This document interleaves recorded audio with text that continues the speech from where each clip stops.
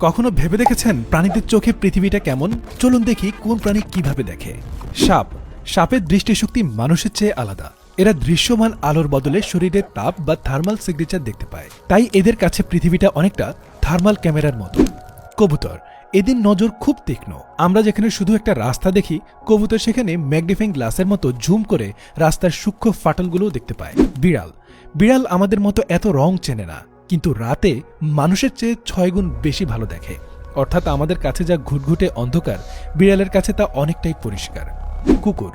অনেকেই ভাবেন কুকুর শুধু সাদা কালো দেখে, কিন্তু তা ভুল। এরা আসলে নীল আর হলুদ রং দেখতে পায়, তবে লাল বা সবুজ রং এদের চোখে ধরা পড়ে না। তাই লাল রঙের বলও এদের কাছে ধূসর বা কালচে মনে হতে পারে। মাছি। মাছিদের কাছে পৃথিবীর সবকিছু স্লো মোশনে বা ধীর গতিতে চলে। এছাড়াও এরা আল্ট্রাভায়োলেট আলো দেখতে পায়।